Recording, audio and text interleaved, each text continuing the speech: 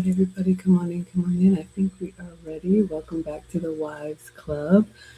For anybody new here, hi, I am Maggie, Maggie the substitute teacher. You all may know me for my cooking channel and a few other things, but what you may not know about me is in 2021, I booked a session with the late, great Kevin Samuels. It wasn't for me. I always like to say I am happily average, emphasis on the happily. But I did want to help because every time I heard him say, "Where are the older women to teach the young?" I would get convicted. And I wanted to do something about that. Being a boy mom, I don't have daughters or sisters.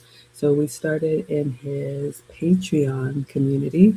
And every week after he would go live on YouTube or on Instagram, we would get together as current wives for former wives like me and future wives to basically react to it with our own lived experience in a way that is hopefully helpful. And so, even though he is long gone, his message still lives on. Hello, Eugene. And I want to do my part to continue to give back. So, the Kevin Samuels channel had an episode this past Friday called Reality Check. Does having another man's child affect your chance with a high value man? So, another loaded topic. You already know the answer yes, emphatically yes. So, if you're already offended, I would suggest exiting now. We're just going to have a conversation, ladies and gents who want to listen. I always think about Kevin Samuels asking where are the older women to teach the young, and as a 50-year-old with marriage experience and long-term relationship experience, that's the perspective that I speak from. So hopefully it's helpful. We're going to dive in. This episode was a couple of hours long. I did put the link to the episode in the description, so if you all want to watch it without my commentary, you are more than welcome to do so. All right. So with that being said, let's continue on. All right. So the episode started like all of them do with Kevin Samuels having a monologue, and then towards the second half or the second fourth of the show, women would call in and ask their questions. All right. So in his monologue, Kevin Samuels talked about how to get a high value husband. And you all know, I mean, Kevin Samuels was an image consultant. And so his clientele was men of means who wanted to have, an image that reflected their station in life. That's not all men. And Kevin was very honest and open about that. I think it was like the top 10% of men. So, that in and of itself, ladies, I don't think it's wise for us to look for a needle in a needle stack.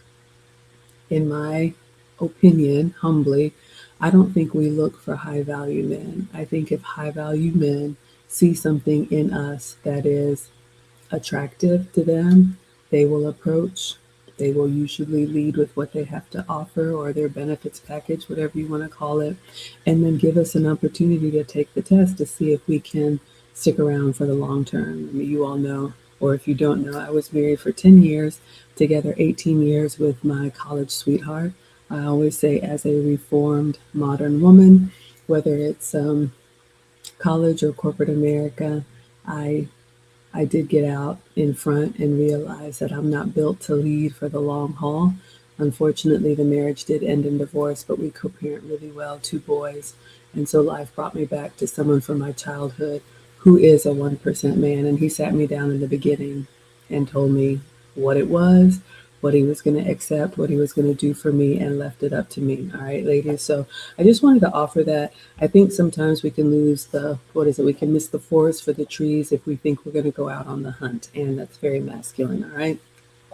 So another question that Kevin Samuel said in his monologue, someone had asked him, and I hear this a lot, or I see this in the comments a lot. When the hot seat is getting a little too hot for us, sometimes women will say, well, why don't we talk about the men? Why don't we talk about the men? The dusty, the crusty, the whatever. It's a futile and useless conversation because, ladies, those aren't the men that you want. So why even waste your breath talking about them? And then I would ask, why even waste your breath entertaining them? If you want something serious, if you want marriage or family, then I always tell my students you need to exclusively date the men that you see are husband material. There's no guarantees, but if you'll waste your time with fun boys or boys that you know that don't have anything to offer, that this is just for a short time and not a long time, you're going to end up wasting your own time. So it's not worth the conversation. Do they exist? Absolutely. Not every man is a husband. Not every woman is a wife. All right. So because Kevin Samuels focused on the men who had the leverage, that's what we're going to talk about here. The men that are ready right now, like they expect us to be ready right now. All right, so you all know Kevin always used to ask, do you want to have to work after you have your first child, or do you want to have to be required to work and pay most of the bills? Now, I know not all, not all, not all, but ladies, if we're being honest with ourselves, or take it from an older woman, even if you are working now, and I remember being young and ambitious and headstrong, and I still work now, but I work in a way that prioritizes my relationship. A lot of times when women have all that energy and that gusto, I have had a young woman tell me, well, the social norms have changed. I don't mind, to be 50-50, and that's fine. But ask yourself, the way that you are working right now, the way that you are burning the candle at both ends, the meetings, the commute, the clients, the reports, the deadlines, all of that. Imagine yourself at 50. Do you still want to be going that hard when you're my age? So I really hope that this offers some insight into the future. And ladies, you can start making the decisions now that are going to put you in a place where you're much more comfortable in life later. All right. So if the answer is yes, and you want to do 50-50 until you're 65, that's totally fine. Who am I? I'm just a mom on the internet. But I do like to say, ladies, we do naturally slow down, and I have a lot of energy, but I find myself not wanting it as much as I did before. All right, so keep that in mind. We got Bria in the house. Thank you, sweetheart, for being here. So good to see you. Okay, let us continue.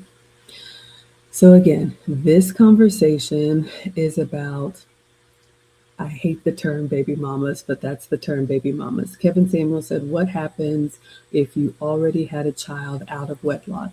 Emphasis on the out of wedlock. Now, we're just going to rip the Band-Aid off and tell the truth, ladies. Men want their own families. Full stop. One of the reasons why I'm here with you all, Mr. President told me, he did not want a blended family, and he left it up to me. He said, you need to finish what you start, and then we will have our turn. So I thought he was someone worth waiting for, so I decided to wait. Now, did I have to go cry in the corner and think, oh my gosh, this is going to take forever? Yes, but I cried for 2 minutes, and then I wiped my tears, and then I realized, okay, men like this don't come around very often, so I'm going to earn the position that I want. And now fast forward, the boys are 16 and 18, and I'm looking forward to the second half. But the bottom line is, girls, ladies, men don't want, children that aren't theirs. Are there men that will step in? Absolutely. Are we grateful for them? Absolutely. But don't feel entitled, and don't feel like this is a knock on you. I know a lot of times as mothers, we look at our children like, well, that's with me, it's a package deal. That's not the way men look at it. Men look at that child and see another man. That's not them. All right. So you can get upset if you want to. You can say if it's not fair if you want to, but they are the ones with the leverage when it comes to relationship. They are the ones that have the ring. They are the ones that ask for your hand. So if you want his name, his ring, his covering, his provision, his protection, his network, all of that, then you have to get on his program. Or you can be the one to propose and find someone to be the wind beneath your wings. All right. We have Savage Puke on Instagram saying women need to understand that men want to support strong women, and we don't expect anything monetary in the relationship. We just want support and friendship and loyalty. Interesting. All right. Bria says, I respect that. Yeah. Now, here's the thing. Kevin said, there is a difference. And ladies, this may hurt, but let's just tell the truth, okay? There is a difference between a woman who required marriage before having children and a woman who gave up her womb for free. It just is. All right. So you can get mad if you want to, but I have had my man tell me, I have had other men that I value and respect tell me the choices that we make when we have the leverage say a lot about the outcomes that we're going to have later in life. And you all will hear as we talk about some of the women that called in, you're not going to be able to rewrite history and say, okay, yeah, I know that happened, but now I want to come to the front of the line. Not everything can be fixed, ladies. So I was really thinking about who the audience is for this conversation, and I'm hoping that it lands on the women that maybe someone in your family, your mother, your sisters, your aunties. I have had former girlfriends tell me, you don't need both parents, all you need is one. Do not believe the lie. If you show up on the market with an illegitimate child, it may be the nail in the coffin for the life that you want. All right. So do not do that because not everything can be fixed. All right. And that's what Kevin said in his monologue. When someone asks, okay, what happens if you have a child out of wedlock? He's like, I advise you not to do that. You're kind of on your own after that, ladies. And that's a long time. Life is short, but life is also pretty long, right? Bria says, I agree. There is a difference. It's true. It's true, ladies. All right. Lady of Spa says, or you can stay independently sovereign. You absolutely can. You are not required to have a relationship. You are not required to be married. You can do whatever you want for as long as you want to do that. Just remember when you're 65, that's what you chose. All right. So let's continue on. All right. So Kevin said something that was actually near and dear to my heart in his monologue. He said, what's supposed to happen, and y'all know I'm a Gen Xer, but he said, what's supposed to happen is that you're supposed to get together in your youth and build. But the marketplace is different. Now, this is coming from someone who's had 2 long-term relationships, and I get criticism for this. I don't have a lot of dating experience, but you know what? You don't need a lot of dating experience, all right? So I had a marriage and then Mr. President. But the point is, there was a time, it was not uncommon, ladies, where you would marry your high school sweetheart, your college sweetheart. You all would get together young and then you would build a life together. And then once you get to a certain point in life, you're sailing off into the sunset and you can reap the rewards of that hard work. The students that I coach, the young women that are married, we have some of them in the chat that are married, they're in the building years. And when you all see me do the free coaching for the wives, it's to encourage them. It's to be a support system to them. I know what it's like when you're just trying to get everybody out the door, get a meal on the table, I mean, everything. And you feel like life is passing you by. But believe me, you are doing the real work, all right? Hello, Mark is here. Thank you so much for being here. And Bria says, I prefer a 2-parent home for my children. As you stated, I can't raise men. You all know I'm a boy mom, and I've said this before, but I know we always have new people. Even though my marriage ended in divorce, my ex-husband and I co-parent really well. So much so that when the boys got to high school age, y'all know that 13, 14-year-old age where it's like they went to live with their father. And I had several single women. What's wrong with you? You don't love your children? And they didn't understand the role that a man plays in a young boy's life. And I had done my part. I'm mom. I can't teach you how to be a man. And some of you all know our oldest is a Marine, just got promoted to Lance Corporal. Very, very proud of him. At 18, he's a junior officer. And I can honestly tell you, if I had kept him up underneath my apron strings, he would not be the young man that he is today. All right. So we have a lot of respect for the men. All right. So anyway, back to my point. Kevin was saying that's how it used to be. We would couple up young, you would raise your family and then sail off into the sunset. But Mr. President even told me, he said, Maggie, that ship has sailed. Women are not willing to hitch their wagon to a dream. And I'm not saying that's right or wrong, but there was a time when the school teacher would marry the truck driver and they would have a fabulously middle class life and go on. You all know I'm an immigrant. My parents came here with nothing. I watched them work and build together. Something has happened where today women aren't willing to work with a man on the way to his goals. They want to be there at the finish line when he's already done the legwork on his own. And ladies, I'm going to warn you, Mr. President told me, the worst thing that you can do is let a man realize that he doesn't need you. And I know this is harsh, and we're going to get back to the baby mama culture, but I think it was very short sighted for women in mass to say, no, you go do all that heavy lifting over there. I'll be sitting pretty when you're done. The man that comes on the other side of that is ruthless. And that's what we're seeing right now. Um, I have a story time, but I'll hold on to it because I had a recent experience that drove this home for me. But that's the price that women are paying if you show up when he's already done the hard work. All right. So now he calls all of the shots, full stop. All right. Free agent says bingo. Exactly. Thank you so much for being here. Thank you for the hand claps, Bria. Okay. So now the dating market is different. And ladies, we have done this to ourselves. For those of you all that are on the market trying to date, apparently the rules have changed. I came up where you married somebody from your small town. I'm a small town girl, be with somebody from the small town. But now you all want to be out front, competing, with everybody for everything. So the rules have changed, and this is just how it's going to be, unfortunately, until it changes again. But I don't think that's going to happen in my lifetime, sadly. Okay, so Kevin was telling these women, all right, good luck. So now you want to come to the market, which is already more ruthless, and then you want to come with a baby on your hip or somebody else's kid. And God help you if you didn't require marriage before, and now you think you're going to compete with someone who is not attached, who is not tethered. Mm-mm. It's going to be incredibly hard for you. I would just say, don't even try. Don't even try to set your sights on a high value man. I know that may be what you want. We all want to wish upon a star. We all think we're some type of princess, but it's better to find somebody that you can work with, because Kevin said this later on in the episode where so many women, you only have that narrow view of that high value man that you think that you want. And so you discount other men that would be a good viable option for you until it's too late, and then you end up with nothing. All right.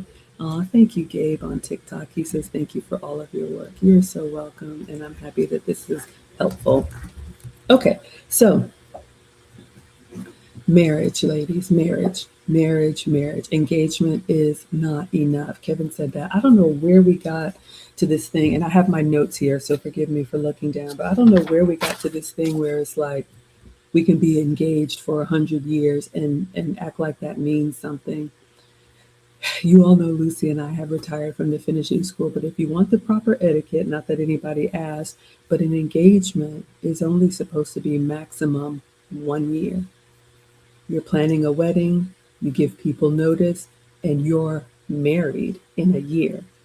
Being engaged and living with somebody and shacking up and playing house and doing all this stuff, no judgment. You can do whatever you want to, but nobody respects these long-term marriage, long-term engagements. All right. So if you have illegitimate children and you're like, well, I thought we were going to get married, or we were engaged, or we were talking about it, or he said, none of that matters. All right. All right. So thank you. Savage is agreeing on Instagram. Okay. So let's continue on. Still in his monologue, Kevin Samuel said that most women, even if we are working, we want a man who makes 1.5 times as much as we do. All right. So hypergamy is real, ladies. I'm not going to knock any of us for our nature. We want to marry up. But just like we want something, just keep that in mind that the men want something too. They want something for their investment. We want something for our youth, our beauty, our fertility, whatever it is that you are offering that hopefully the man that you want wants. Bria says long-term engagements while starting a family can prolong the marital goal. I've witnessed it time and time again. Yeah, and I don't want to get derailed, but I wonder about these engagements. You all know what a proper proposal is. And I think sometimes women just out of shame or embarrassment just say we were engaged because they were living like a married couple, or maybe they talked about it one time at band camp, or even worse, maybe you wrestled that man to the ground and said, you got to marry me. Well, that's the engagement of my dreams, isn't it? Let us continue. All right, so Kevin is continuing on. He said, what should baby mamas have to do to get a high value man? And this is going to hurt. I don't think it's going to happen. And I would rather tell us that in love than to watch young women believe the lie that you can have anything you want to have.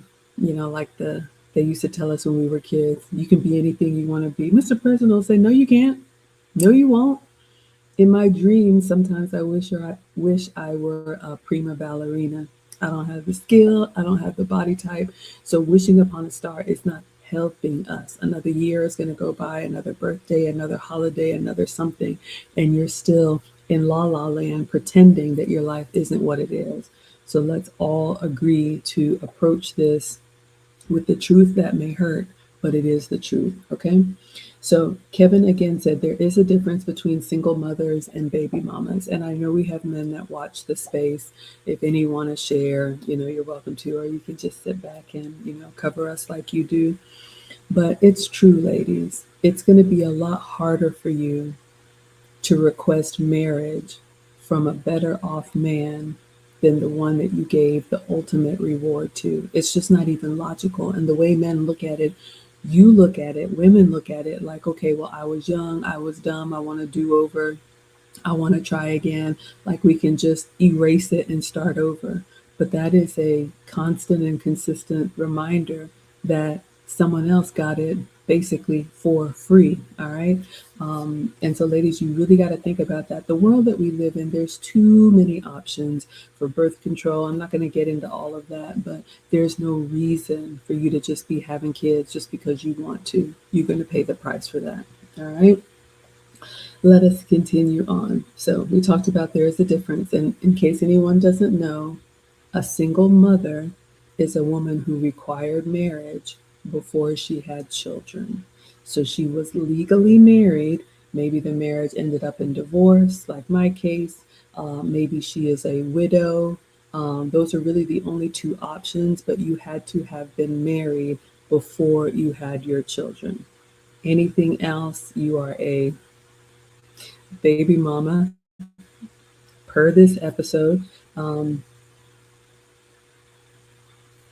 I don't want to use the word that we all know, but there is a time when a child born out of wedlock had a very harsh name, and we're not going to blame the children, but ladies, says it's true. It is true. And I'll tell you this, as an older woman, the men that we want, Kevin said that in this episode, they have a social network, and every man wants his wife to add value. That is our job, ladies. We need to be an asset and not a liability.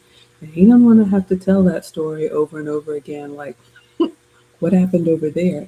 It's going to hurt his reputation. And if you say, well, that ain't right, well, maybe it's not right, but it just is. Okay. And that's why a lot of times, sometimes, ladies, you may say, well, I could be great, but he's not willing to take that risk. All right. So don't put yourself in that position. So Kevin said, we have taken away the consequential language, but not the consequences. And, I don't want to say the word. I watch a lot of old films, but you all know what a child was called that was born illegitimate. But it doesn't matter. Even if we don't say the word, the sentiment is still there. And I know, especially in our community, I don't know, what is it, like 70 or 80% of children are born outside of wedlock or raised not in a two-parent home. It doesn't make it right. Just because it may be the norm now, it doesn't make it normal. All right. So we can turn that around.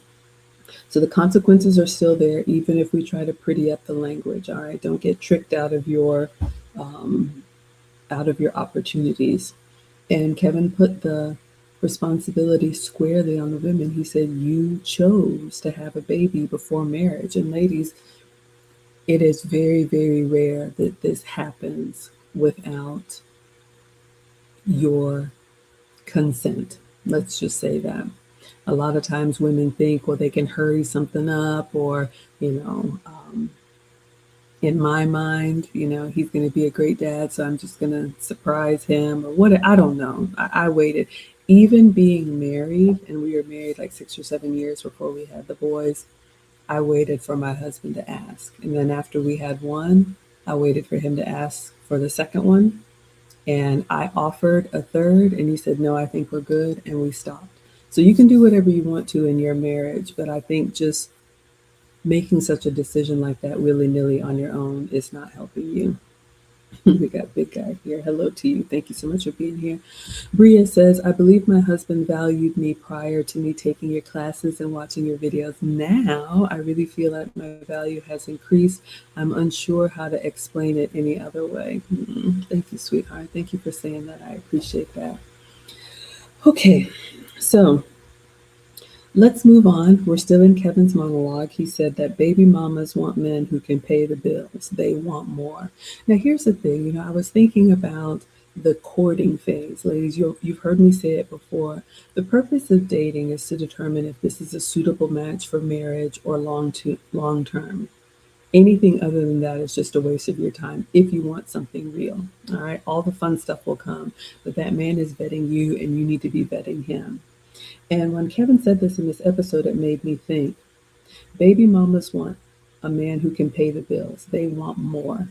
So I'm thinking about the dating, the courting phase. That should be fun, falling in love or whatever. That should be the fun, light-hearted, getting to know each other part of the relationship before things kind of get heavy and serious. But the problem with a woman who's already a mother is she's bringing that heaviness and bringing that seriousness into the light-hearted courting fun part of the relationship. And I thought about this. I'd never thought about it before. I'm like, you know what? That's got to be a burden for a man who just wants to get to know you, just wants to get to spend time with you. But we know how it is when you have children. You're always looking at the clock. You may have to get a sitter. You're waiting, you're staring at your phone to see if excuse me, if there's an emergency.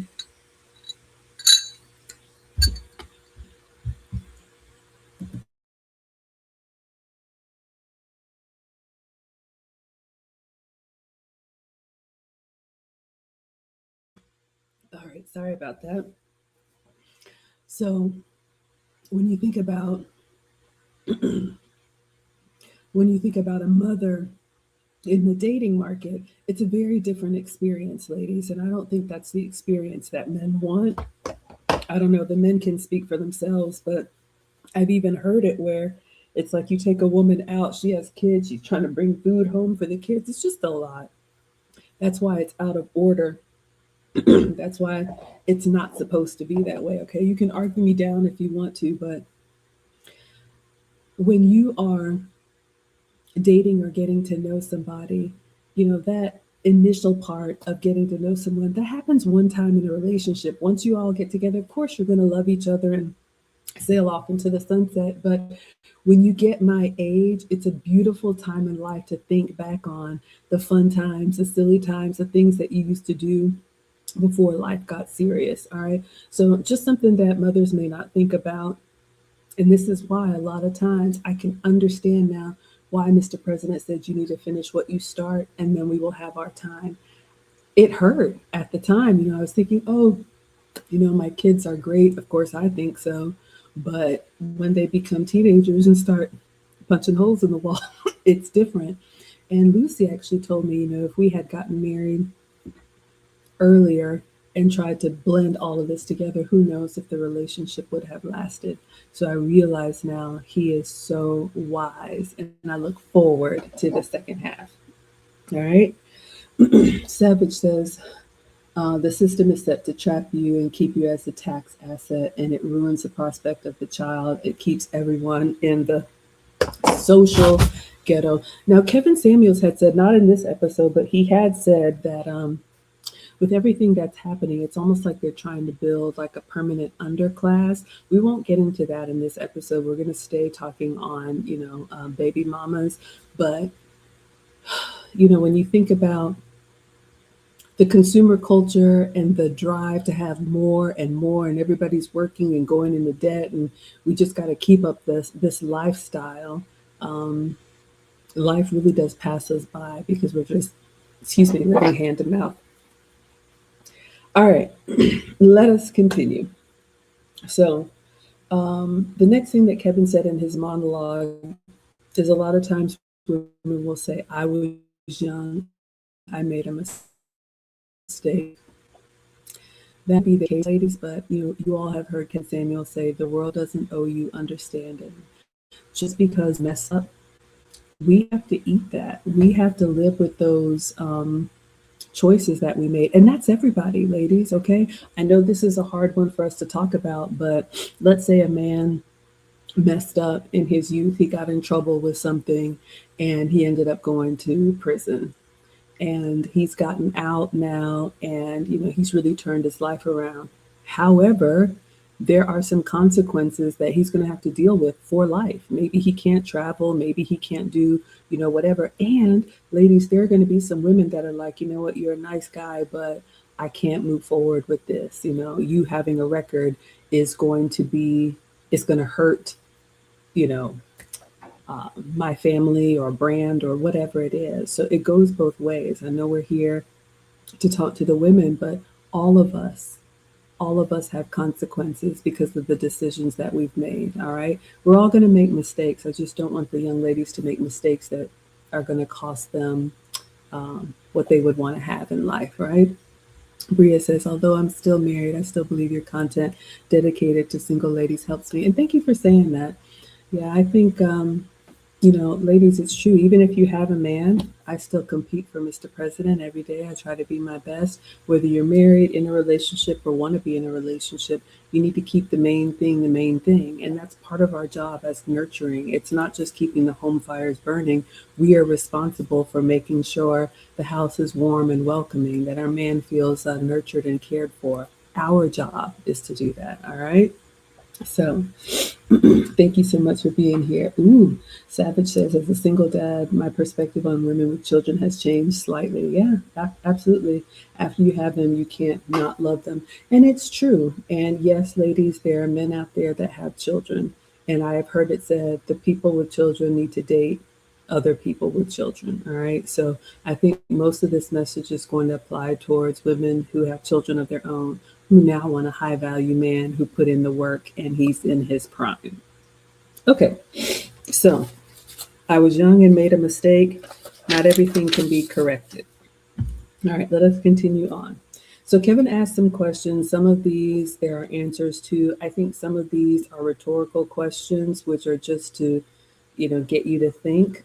And some of them don't have answers, so we'll skip past them, but hopefully it's something to consider so you're not just walking through life blind. So you want a high value man, what you have to give up to get it. Now, ladies, even if you don't have children, to have the type of man that's a high value man, it is a lot of work. Yes, the benefits package is nice, but what is required of you is nothing to play with. So having a child on top of that is just going to make it infinitely harder. All right. You all know Kevin had a few things that he was very passionate about as an image consultant. Pardon me. And you all know I struggle with my weight, but he said our weight, being masculine, and then having kids on top of that. Here's the thing, ladies. You've heard it said, pick a struggle. You can't come onto the dating market, especially asking for the creme de la creme, when you're not in your best fitness, you're masculine and demanding, and then you have someone else's kid. So here's a tip that will be helpful, hopefully. If you're coming into the dating market with any type of strike, if you're older, if you have kids, if you're not in your best fitness, number one, you need to only date the men that are okay with that. Stop trying to convince somebody. If a man exclusively wanted a woman that was a size 4, it would be a waste of my time, right? It would be a waste of my time to try to convince him, no, 14 is just as good. It's not for him. But here's the thing. If you do have a man who is willing to overlook some of the flaws, and I'm using that in air quotes because it could be a multitude of things, you have to overperform in the areas where you can be competitive. I'll use myself as an example. I have to be the most agreeable, the most accommodating, the most nurturing, the most feminine, whatever it is. Anything that I can do, I like to hit that out of the park so that the other areas that I struggle with are still there. But when it comes down to making a decision, hopefully I have more in the asset category than I do the liability category. And it's been 15 years, so I think I'm doing all right. Bria says that's true. I can see that as a burden. I'm a busy mom now, and I couldn't imagine the courting stage. Yeah, it's difficult. And then the kids grow and they're in different phases of life. They have their sports, they have all that stuff. It's just a lot to bring to the dating market. Okay, so Kevin said how we look tells our men what we think they deserve. And that's a hard one to hear, but ladies, let me help you. My stylist told me every time you leave the house, someone is seeing you for the first time. And I know sometimes it can be easy to kind of slip into comfort and just like, oh, I'm just running out for this errand. Nobody's going to see me. That's something that you can fix instantly, putting a little effort into your appearance. And it doesn't take much. But when you go out looking any kind of way, I never thought about it that way, but we're telling our men, you're not worth the effort. You're not worth me running a comb through my hair, cleaning up my face, putting on some gloss, and just being presentable. All right. So try to make that part of your uniform. We talked about that in the finishing school, but us just going out unkept and then being unruly on top of that, you're not going to get anywhere. And a lot of times when women bring that to the market, those are the ones that say, well, where are the men? I don't see them.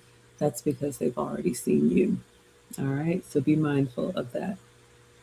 So again, we've talked about marrying a high value man, which is extremely difficult. Kevin said dating and kicking it doesn't count. And here's the takeaway on that, ladies. A lot of times women who will be entertained by these men equate that with I'm on the road to marriage with this man. And that could be farthest from the truth. A lot of times, because these men are able, they can spend time with you, they can spend money on you, they can take you out or fly you out the whole time knowing that it's not progressing anywhere. All right. So don't confuse time spent with progress in the relationship. How can I be helpful? Um, Men lead when it comes to relationships. And ladies, you need to allow that man to define what this is. Don't jump out in front. Don't say, well, we've been together for X amount of time now, so we need to be, you know, exclusive, or, I need to be your girlfriend. Wait and watch.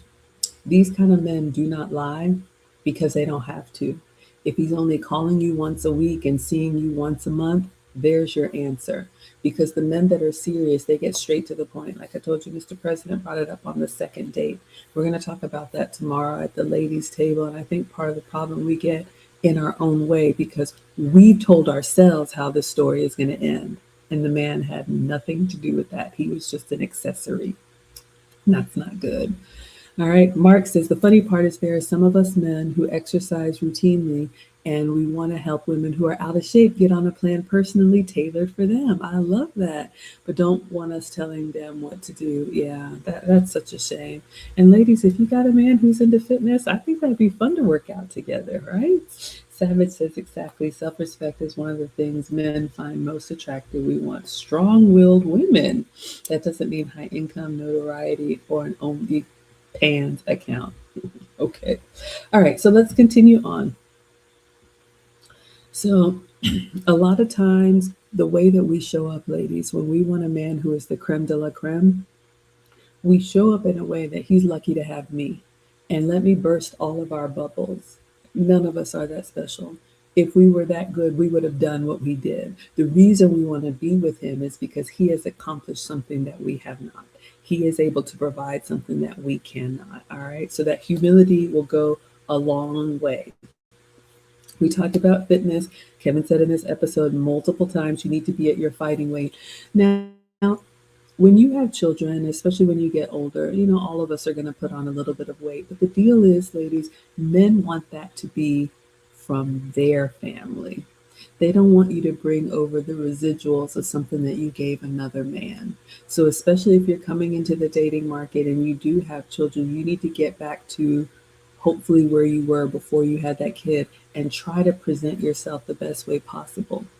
And that's why sometimes women look at, I don't know, older women or, women that they don't think, well, she doesn't look like she should be with him. But there's something that she's offering. And sometimes it's loyalty, sometimes it's a history, sometimes it's an agreeableness that goes much farther than what you can see from the outside. Hello, high vibe. Thank you so much for being here. And Bria says, "You're not worth me putting a comb through my hair." I agree. Now I have a basic routine and I never lounge in pajamas during the daytime, me or the littles. I love that. I love that, ladies. We talked about that in the class. But yeah, you can have some elegant lounge where you can be comfortable and still presentable. Okay? So, like you said, size is not subjective. You can argue everything else down, but you know what a healthy weight is for you. And I'll be there struggling with you. All right. So, the high value man, I don't know why everyone wants one. I think the reason why a lot of us want one is because we have a thought of what life is going to be like with that man. It is very, very different. All right. Now, Kevin said in this episode, we treat all men the same. And I thought about this one. And this actually could be hurting us, ladies, but I don't know if we can do anything about it. Meaning, one of the reasons why we don't make progress with the type of men that we want is because we are ill prepared.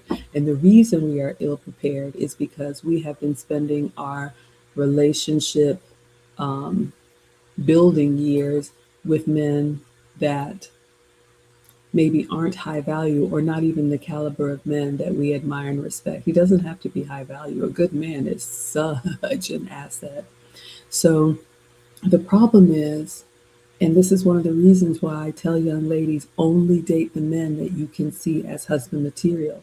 Because what's going to happen is over the course of dating and being in a relationship with him, you're going to learn to take feedback. You're going to learn that a man is a man of few words. You're going to learn to cooperate, to compromise. You're going to understand that men are very structured in their routine. You're going to be able to observe those things. Now, there's no guarantee that the relationship will work out, but at least you will be practiced in working with and being a helpmate and serving the type of man that you ultimately want to be with. So if it doesn't work out with this one and you're back in the game, you can get right back on the horse or the bike.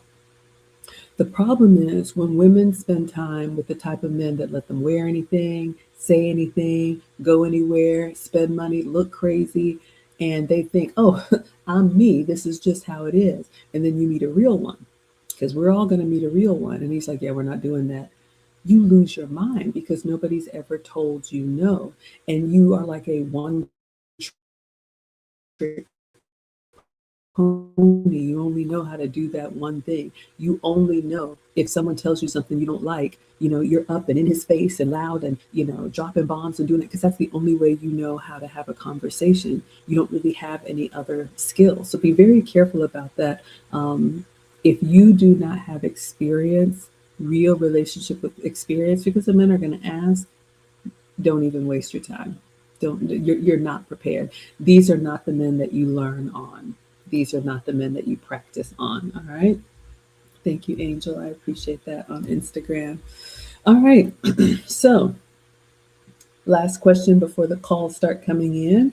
Kevin asked, do the men that you want you? And this is a tough one, ladies, but we have to humble ourselves and realize men are the ones who do the asking. So when you are approached, and you don't have to tell anybody, but when you are approached when you're out and about, the type of men that approach you, is your thought, oh, thank you so much, I'm flattered, but I'm in a relationship, or, ugh, what is he talking to me for? I'm not saying either is better or worse, but as a tech person, that's data. That's letting you know how you're showing up in the space. And so you can ask yourself, what is it about me that made that type of man think that he had a chance with me?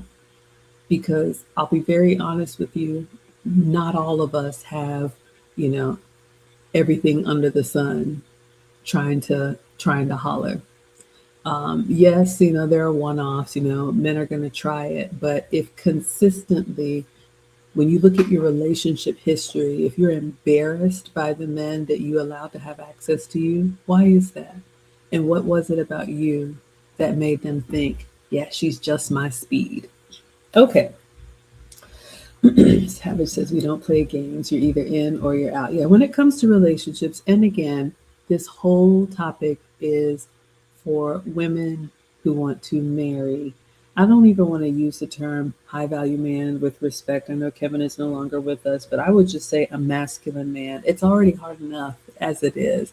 Trying to go for high value, you can try.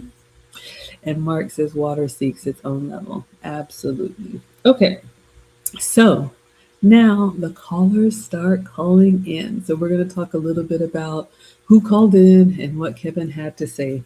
So the first lady who called in, and again, welcome in everybody. This episode is from Kevin Samuels. Um, Does having another man's child affect your chance with a high value man? It was a long title, but I think we are seeing the answer is absolutely yes. Okay, pardon me. So the first woman who called in, she's 25 years old and she had a 7-year old. So she got started young, and all of these women were baby mamas. I think the very last one was a single mother. So just some questions that Kevin asked her in the conversation. Let's see what we can learn from it. All right. So he asked her, how many high value men are trying to marry you right now? And I'm almost embarrassed to repeat some of these questions because the answer is obvious, right? You wouldn't be calling into Kevin Samuels if you had a line out the door of proper suitors. But ladies, it is a time to reflect, all right? So if you want a serious relationship, look at who is trying to have a relationship with you right now. If you've never been around high value men, if you've never had access to these men, if it's just something that you dreamed up one day, the cracks will begin to show. This is not something that you fake it till you make it. These men will tell you one time, like my man told me, I'm gonna tell you one time and let you figure it out. Actually, he said, I'm gonna tell you one time in a row and let you figure it out. All right. So this is not where you straighten out that learning curve. All right. Savage says this is about building empires. Yeah, the train of thought is required. And yeah, it does take a certain amount of life experience and home training and expertise to move in these circles. It's not for everybody, and it doesn't make you better or worse. It's not for everybody, and that's okay. Oh, we got Michelle Taylor in the house. She says, hey, Maggie, you're awesome. Thank you so much. I remember fondly that mom's retreat that we did. Thank you so much for stopping in here, Michelle. Wonderful entrepreneur. Bria and wife and mother of like 4, I think. Bria says, agreed. If they had a line out of the door, they wouldn't have time to call the show. Okay, so ladies, look at your relationship history. All right, you don't have to tell anybody, but that gives you a lot of data. You can ask yourself if you qualify for this high value man. All right, so he asked her and she said none, but that's what I'm looking for. All right, ladies, we have to be very careful with that again. Men are the ones who offer marriage. That's why it's a proposal. And I always like to say, you don't go out looking on the hunt. I know, some other cultures, some people might be very aggressive, but my experience has been, when men see something that they're interested in, they'll wait and watch for a while, but they're going to start asking questions. And the questions may not come to you at first. The questions may come around their network or your network. That's why it's important to be consistent and allow him to make his intentions known. Because if we just run in there and say, I like you, you like me, we go together now, first of all, it's not going to work. But you could lead yourself down a path where you're like, how did I get here? And he was like, I never said we were going to be in a relationship. You wanted me. All right. Don't do that. All right. So, he's talking to this 25-year-old with the 7-year-old, and she was like, well, I can meet these kind of men. And again, ladies, the difference between a chance meeting or going out for coffee or a date and having a long-term relationship or marriage is night and day. Do not confuse yourself just because a man of means spends money on you. Sometimes, and I've had them tell me, they will do that as a test. They'll just, buy something extravagant or do something extravagant to see, is that what lights you up? Are you so excited? You just do anything for the dollar signs. And they'll have their fun with you, and then they'll realize, yeah, she's not really here for the long haul. Because the other thing you have to realize, ladies, especially in our community, Men of a certain caliber, they're not trust fund kids. They had to earn that through blood, sweat, and tears over many, many, many years. So when they see you come in and all you see is what glitters is gold, they're like, okay, she's going to be a fair weather fan. She's not going to be here if I got to scrap it all and start over. That's what they're looking for. All right. Bria says, agreed. Working with the high value man is different from having access to them. Isn't that the truth? All right. So Kevin asked the question to this woman, what is he going to get from you? And ladies, that's a question to ask yourself. I don't think we take enough time to really think about that because it's hard to do that introspection and then sometimes we draw a blank. Let me help you. Do that now before he asks the question because they're going to be evaluating you. And it's no surprise to them that we want to be in their space. All right. You're not the only one. You're not special. What you're attracted to, all the women are attracted to. So if you have his attention and he's giving you an opportunity, make sure it's crystal clear what you're willing to uh, bring to the table and offer as well. Okay. And I'm not talking about a competitive 50-50, but what are you willing to add to his life that he can't already do by himself? That's where it gets tough.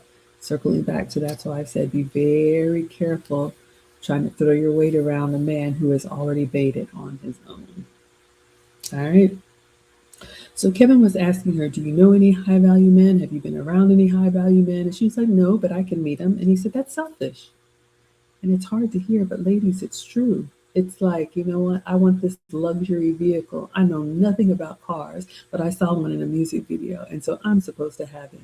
Not only is it selfish, but it's quite foolish too. You almost sound like a child with a wish list. All right. So, be very careful about that. Your first step, and I can't even give you any steps, but you need to ask yourself, do I even interact with these type of men on the regular? Or if I were in their world, I would just be like a kid in the candy store because I never been anywhere. All right. All right, excuse me. Savage says yes, men will do their research. It's true. Ladies, men are not impulsive by nature. And then on top of that, high value men specifically, they have so much to risk. They are really going to put you through it. So if you think you're going to move through lightning speed with these kind of men because everybody that you've been in a relationship before was asking to be, I've heard this from women, well, everybody else wanted to be my girlfriend, wanted to be their girlfriend within 2 weeks. What's taking him so long? Number one, you're not entitled to anything. And the more that you're asking for, or the higher caliber of man that you're trying to hitch your wagon to, he is going to do a thorough vetting. Mr. President asked me to put a spreadsheet together, my own balance sheet.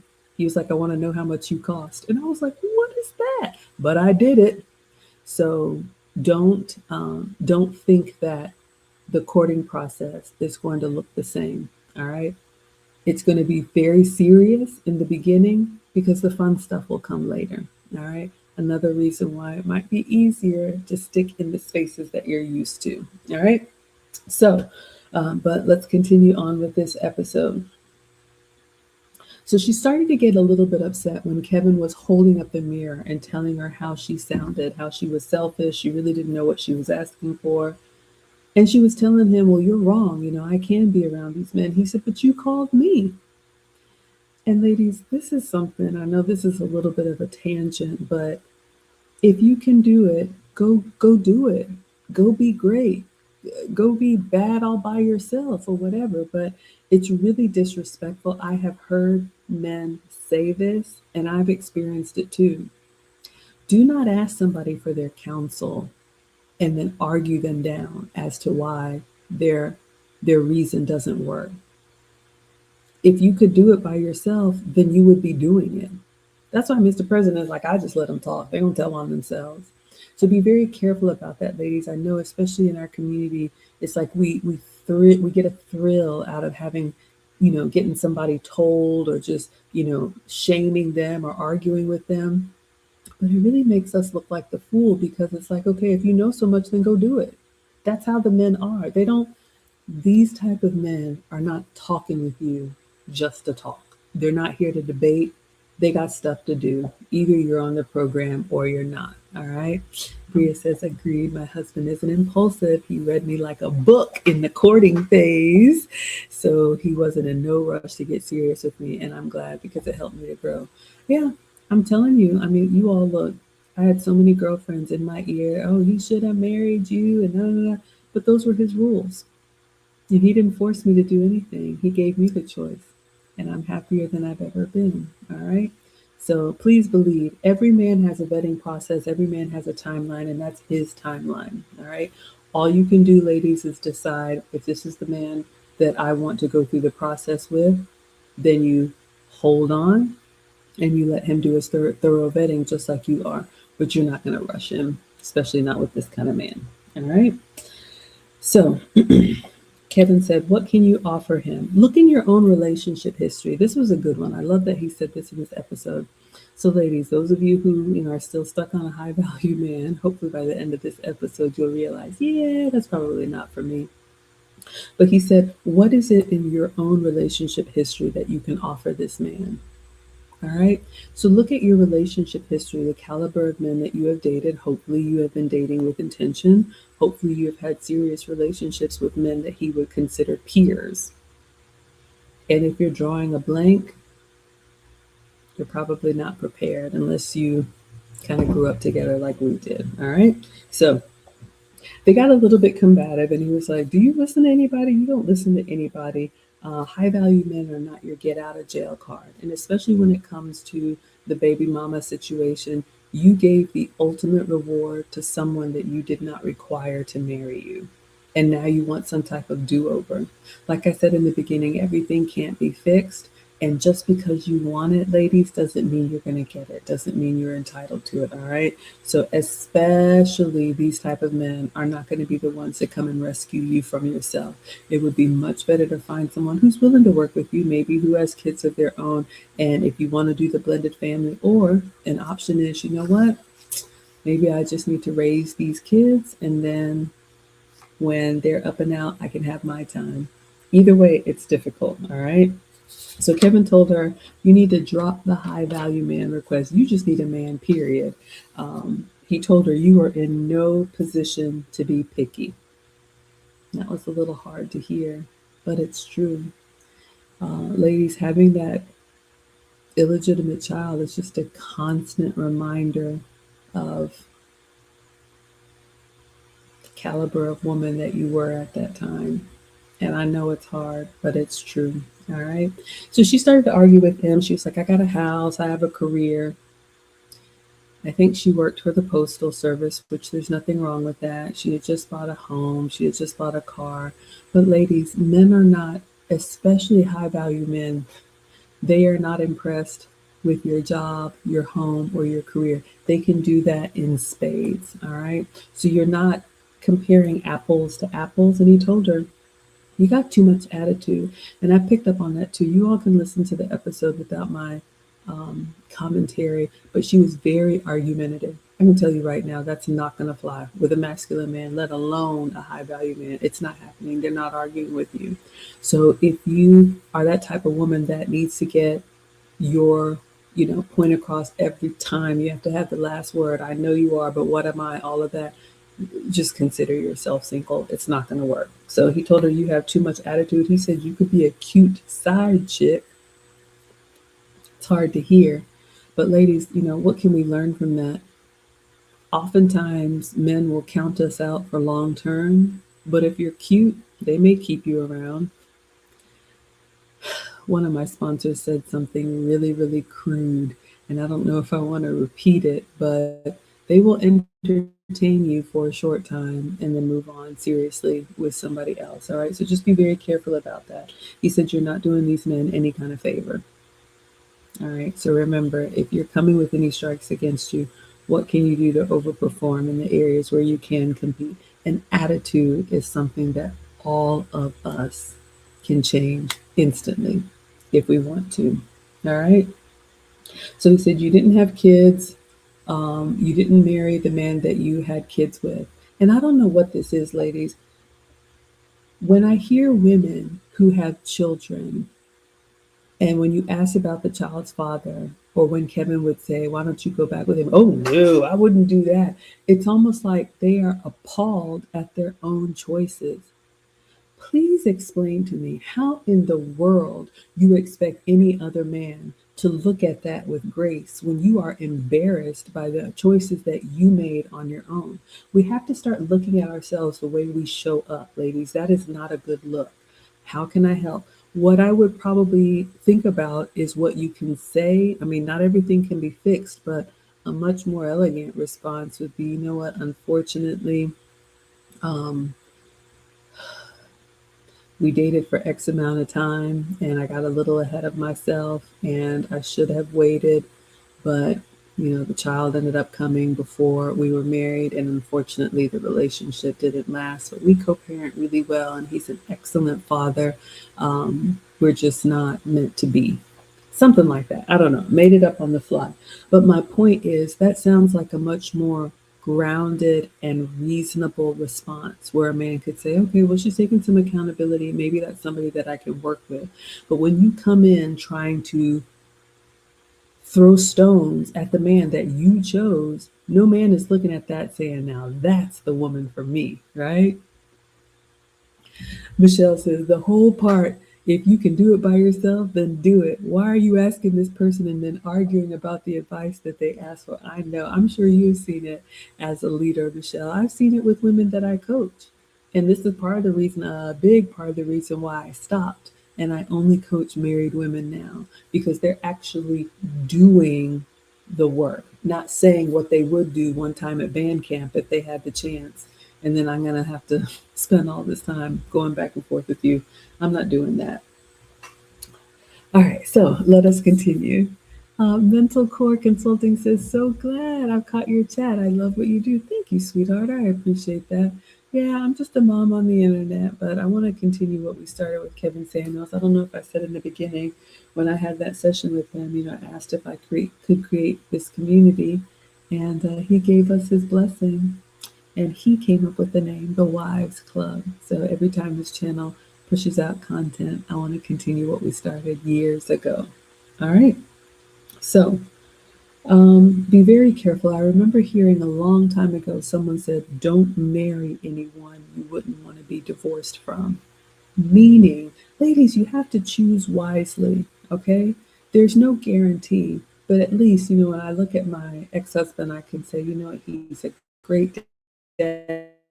He's taught the boys a lot, taught them a lot more than I could. He's a good man. Maybe we're better off not being married, but we're forever family. So you throwing stones at the somebody that you're connected to for life, it's not good. All right.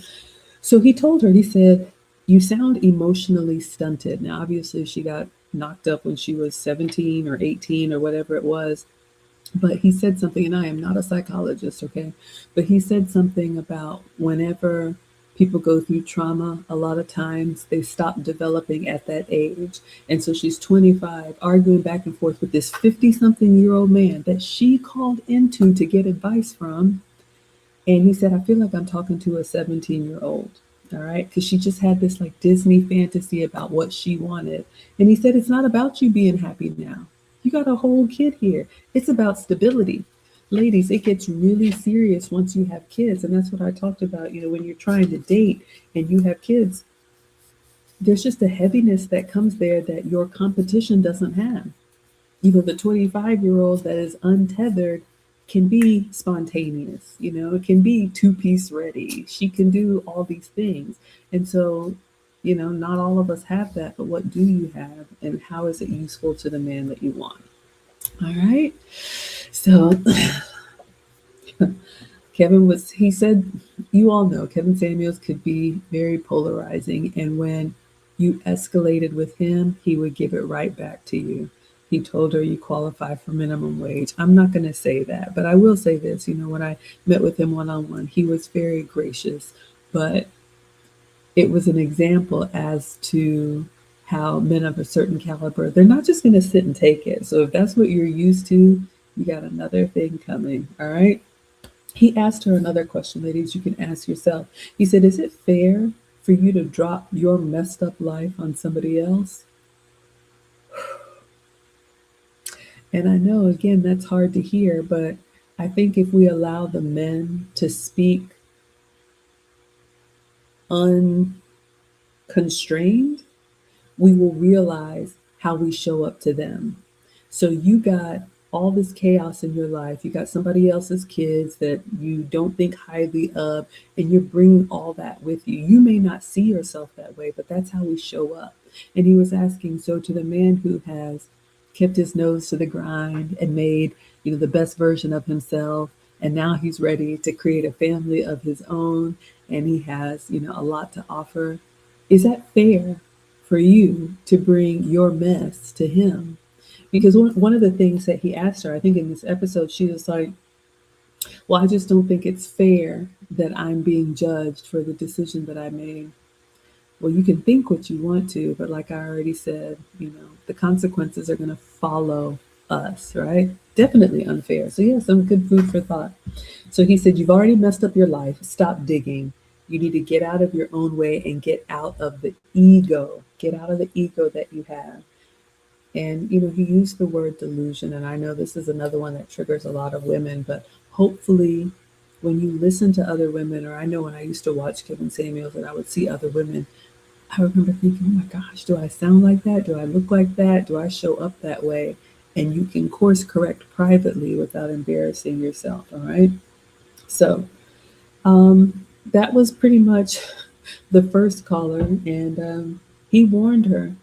He said, someone like you're going to make your kids guilty that they need to take care of mama, because there was a desperation there. And ladies, especially when you have children, illegitimate children or otherwise, there can be this desperation that comes with you. Like, I need a man. I have seen this with women, like as they get older or as they have more baggage, now their list of requirements gets even higher. Their timeline for when you need to lock it down gets even shorter. It is so counterintuitive, but be careful about that. He said, you're the type that's going to make your kids, as soon as they turn 16, get a job and pay bills because you're so frustrated and miserable with your own life. So be careful about that, ladies. Just know when you're coming into a relationship with somebody else's kids, it's going to be harder. And I think if you accept that,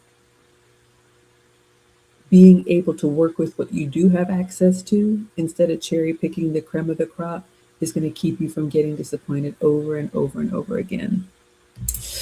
Mental Consulting says there's a difference between men arguing emotionally with a woman versus a man free to express his boundaries and hold a woman accountable to her words and behavior immediately.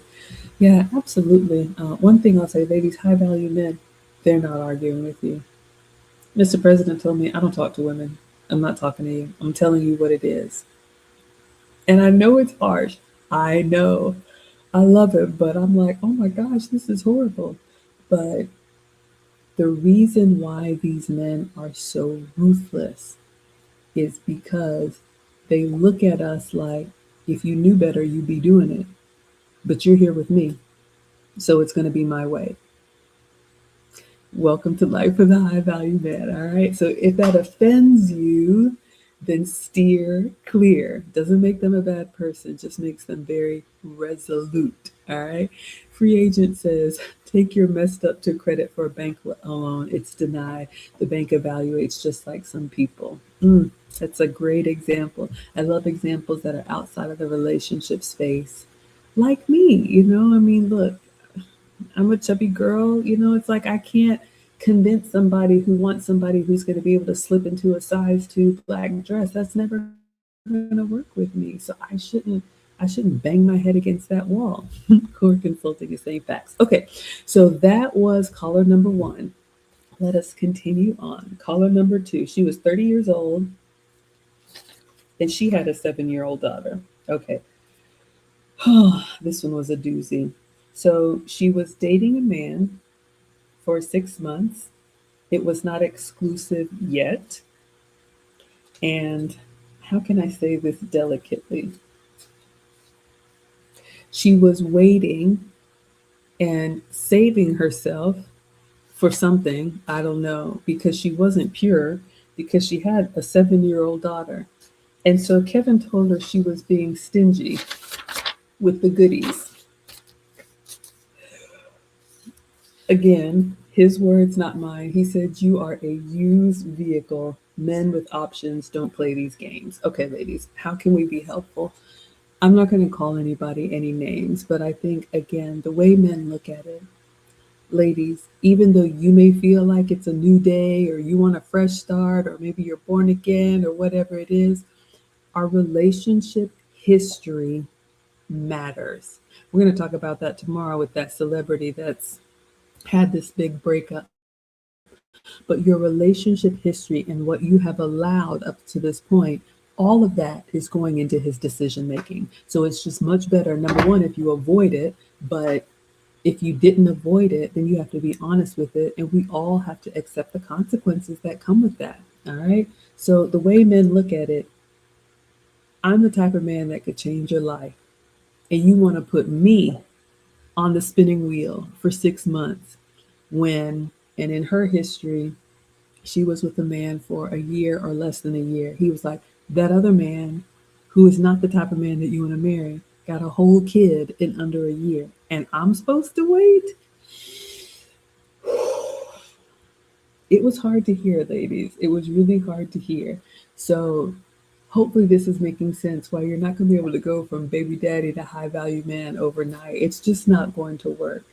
And, one of the things he called out with this woman, he's like, you're getting advice from women. Ladies, especially when it comes to men of these caliber, you need to listen to the men, all men you need to listen to that you would consider relationship material, but consider the source. I will say this, I am very leery to listen to people who have not done what they're telling you to do. And that could be in any space. We talked about finances. I wouldn't listen to anybody who can't manage their money telling you how you can get rich. I wouldn't listen to anybody who struggles with their weight telling you, here's the workout plan. Same thing with relationships, ladies. And here's the scary thing in this space, there are so many women and coaches and all of this stuff that will take your money and sell you a dream. And it makes me sad. I was really on the fence for a long time with Lucy and me doing the finishing school because there's so many scammers and so many people that'll be like, yeah, you go, girl. Um, it takes a long time to build trust and build a reputation. So just be careful about that. Look at the spaces that you listen to. Ask the men that you have or the men that you want to have, what do you think about this coach? What do you think about this influencer? What do you think about this message? And find out if they're like, "Psh, yeah, just a crock of you know what." They'll tell you and they'll let you keep, spending your money and doing that. And they'll be like, yeah, it's worthless. All right. So he asked this young woman, he said, can this man tell his colleagues about you? And I didn't think about that. That's a great question. But ladies, we are our men's, I don't want to say there's an old term, better half, but you know what I mean. Like we are the ones who inspire and they light up for and they're proud of us, right? And it's not just because you're something pretty to look at, that's something nice too. But I love listening to men talk about their women and their wives of several years. And, like when you hear men talk about their mothers or grandmothers, there's just like a warmth there that it's reserved for very few. Does your man light up when he talks about you? Ask yourself, all right? Mark says, I told a woman that was trying to get something out of me no, and she acted like she was undergoing an exorcism. And ladies, I'm going to tell you something else Mr. President said. The way you act in relationships tells the man who you have given access to before. So if a man tells you no and you are coming unglued, that means, oh, you've been with those kind of men, the kind of men that let you do anything, go anywhere, spend anything, wear anything, because they never intended to keep you around. They were just telling you yes so they could get what they wanted. So you have no experience in being in a real relationship with a resolute man, right? So be careful. Bria says, so many coaches out here selling dreams. Yeah, I know. It's so sad. All right. So Kevin said, I'm going to tell you how this is going to end. You're playing games with this high value man. 6 months, you're making him wait when you gave a whole kid to somebody else. Um, when it becomes available to him, he will take you up on it and then he will leave. And I don't take any pleasure in saying that, but ladies, when you allow certain things before, you don't have to do anything you don't want to do, but it's just much harder to tell somebody, well, I know I did that then, but I don't want to do that anymore. So how can you fix it? Make sure what you did in the beginning is how you're trying to live right now. Like, I didn't live with my ex-husband until we were married. So it is easier for me to say, yeah, I'm not going to live with anybody I'm not married to. I'd rather wait until it's official because I didn't do that before. But if I were shacking up left and right and now I'm like, oh, but you got to marry me, it's just a much harder sell. But you can try. Bria says, I definitely want my husband to light up. Today, my husband left me a really sweet note before he went to work this morning. I love that. And it made me light up. And I never expected him to do that. And it's true, ladies, the men have so much love to give for their woman, but you're going to have to earn it. You're not going to get that on day one. All right. So he told this woman, you've already blown it. You've been playing games. You let you know who have you know what. And now this man that you're taking seriously, it's like we do the right thing for the wrong person, right? So be careful about that. We talked about these coaches. Um, I won't name any names. Kevin did in this episode, but I don't want to name any names. But yeah, ladies, ask your men if you're listening to gurus, if you're going to these conferences, if you're buying books and all this stuff on different cheat codes and how you can manifest it or work your way to the top. Ask the man that you have or ask the man that you want. What do you think about this? And listen to him. You might learn something. All right. He said, you are not in the power position. I think that the sooner we can realize that, and it was humbling for me too, but the sooner we can realize that, the better we'll be. But I'll tell you, once you get older, you're not going to want to be in the power position. You will be so grateful to have a masculine man who can just handle it. Believe me. All right. Bria says, I agree. Wait until it's official. Absolutely. Okay. So where do we go from here? Right now we've got, I'm a baby mama. Don't do it, ladies. So even though she was like, I make more money than him, or none of that matters. And why doesn't it matter? Because we're not willing to burn the candle at both ends for 40 years. Mr. President tells me all the time, we love going to school and getting these big degrees so we can check the box and be like, okay, good, I did it. But find me a woman well into her 40s, 50s, 60s, and 70s that's still going just as hard. You will slow down. You will want to have somebody take that off of you.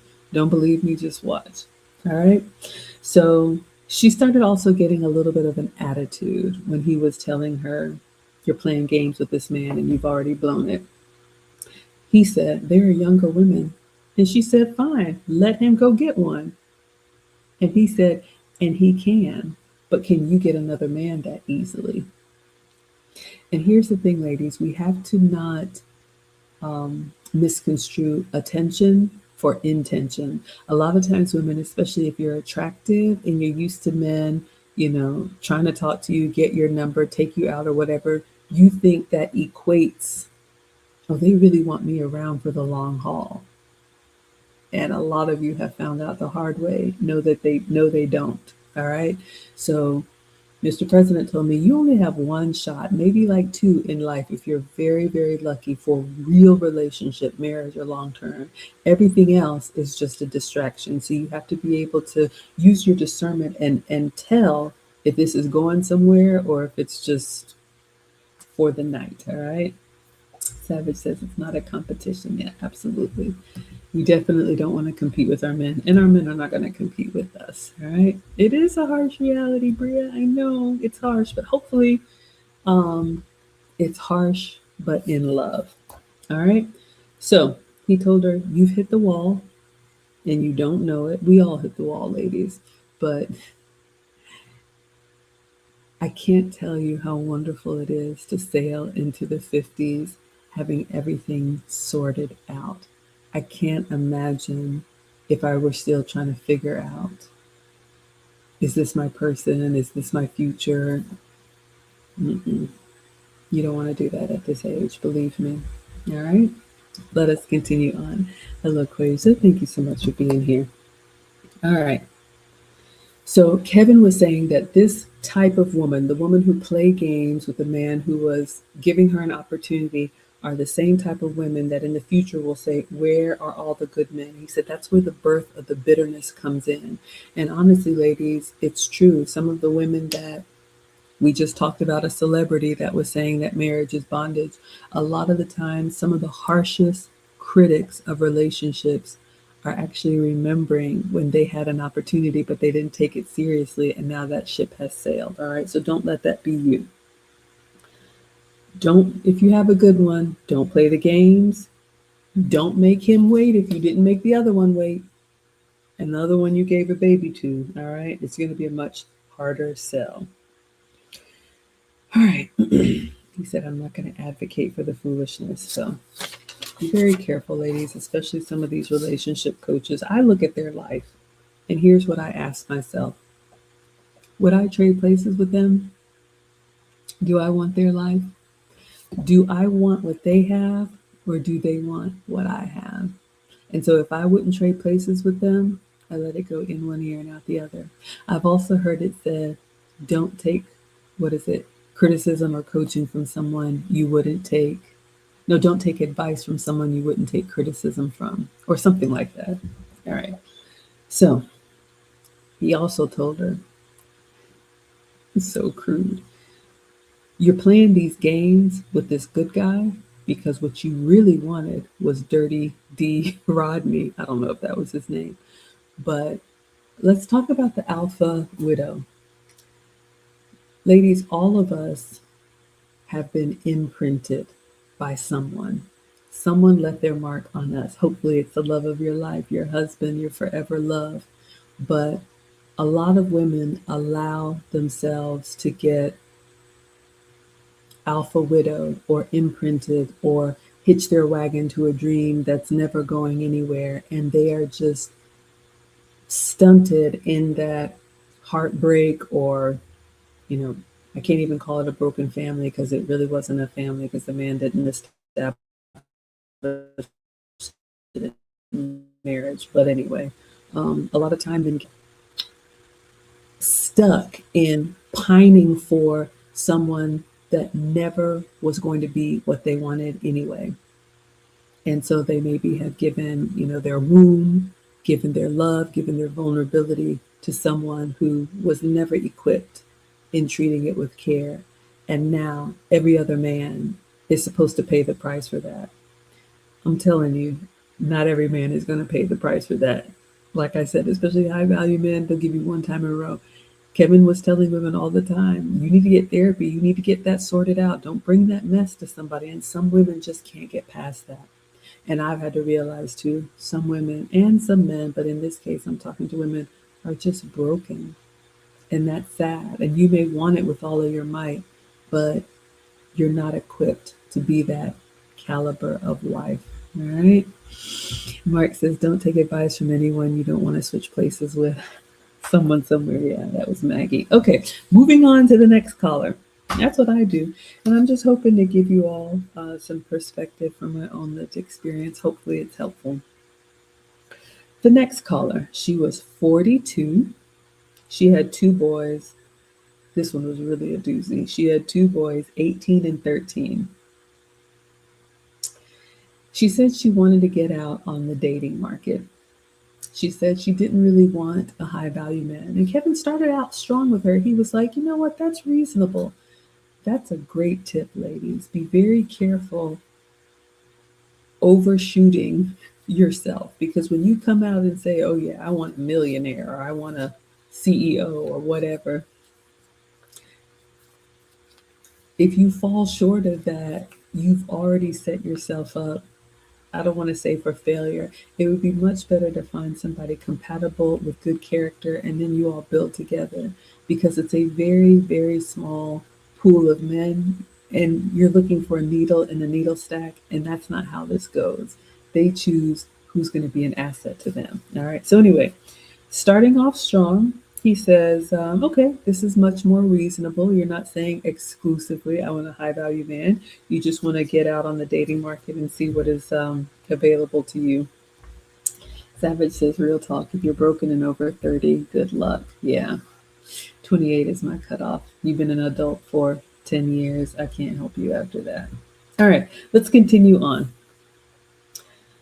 So the truth started to come out in this conversation, and it was so bad. Kevin just kind of leaned back in his chair. But come to find out, this woman has been on again, off again with her high school sweetheart. They never married. They lived together. She had 2 children for him, and they've been on again, off again. She says she's ready to move on.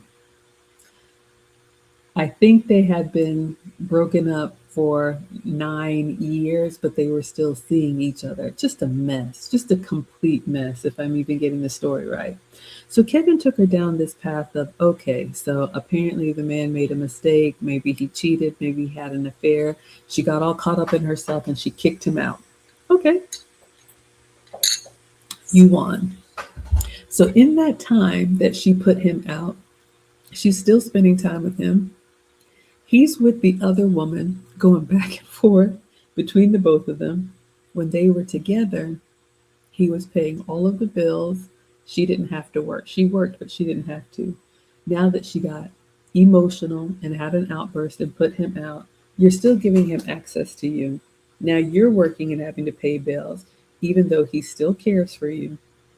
He still provides for the household. But Kevin helped her to, well, hopefully helped her to realize you're in a worse position since putting him out. And sometimes, ladies, our ego or our impulsiveness will have us throw the baby out with the bathwater. He said, you sound crazy. And here's another thing. She's calling in with the pretense that I'm ready to get out on the market and date. But look at all this baggage she's bringing with her. Not only does she have 2 illegitimate children with a man that's basically been the only man that she's known her whole life. He said your pride and your ego makes you sound crazy. He said you're past midlife. And he told her, and this is going to be so hard to hear, but he said, you either need to get with that other woman because both of y'all know about each other, share that man, come up with an agreement to share that man, bring him back home, or die alone.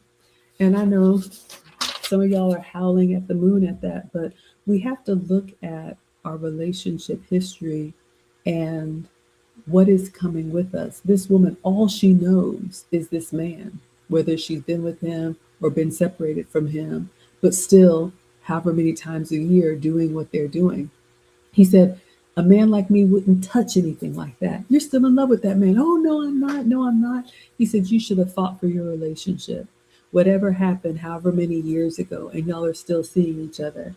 He said, you basically gave him to that other woman. And I know sometimes, ladies, you're going to get really offended and upset.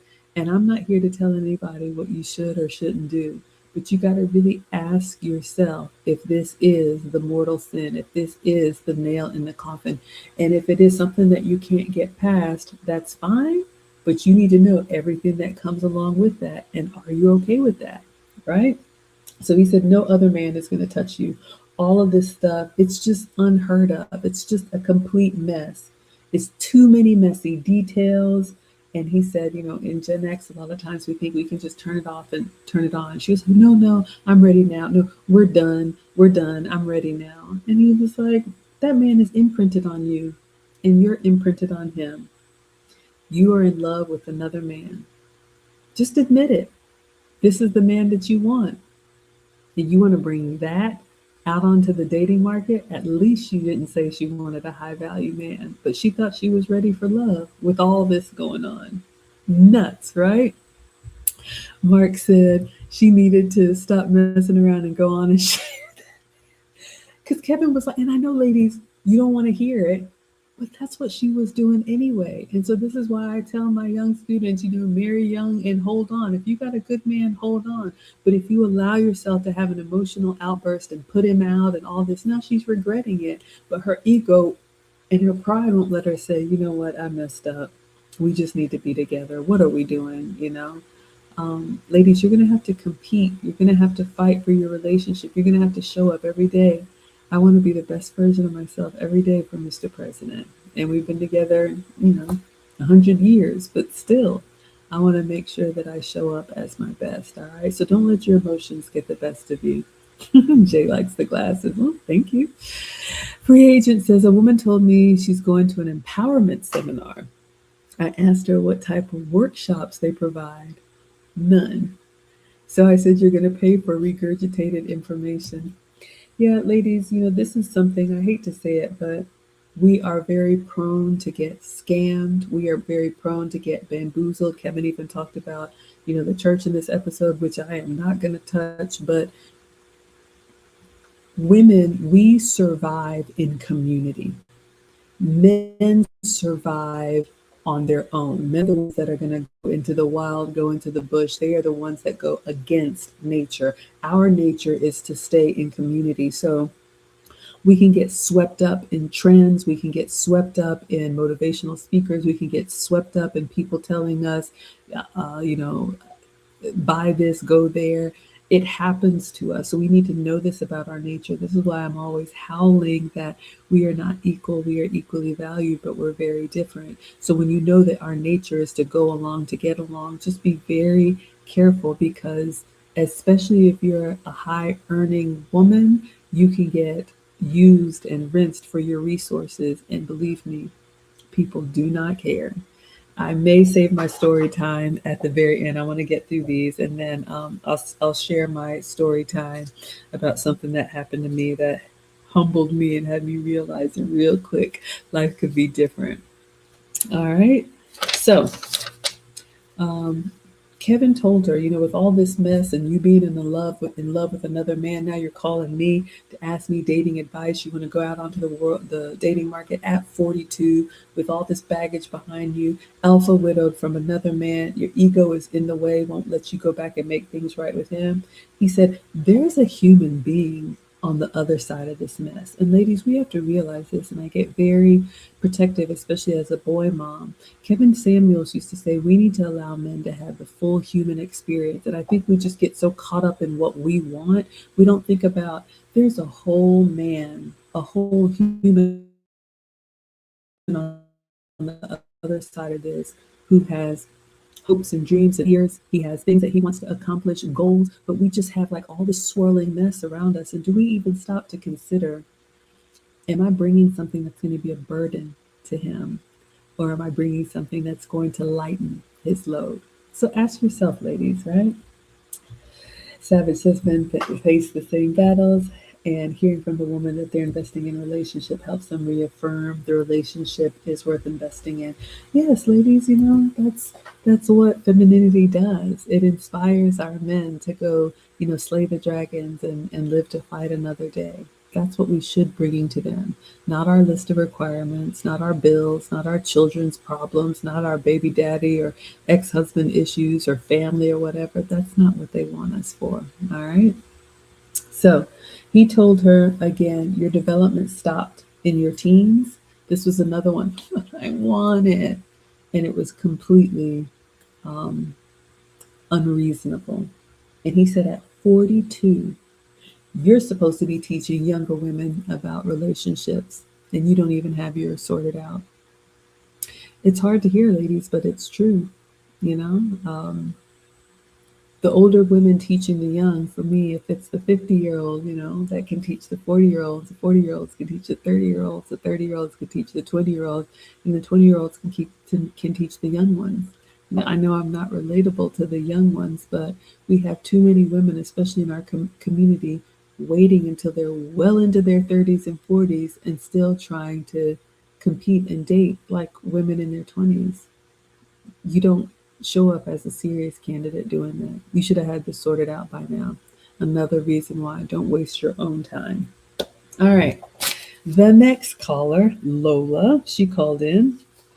She was 37 years old and a baby mama. Gosh. And he asked her, "Are you a single mother or a baby mama?" She was never married. And she starts explaining herself, and her life was very average. And there's nothing wrong with having an average life. But he asked her, he said, "If you're a C student, why do you want an A plus marriage?"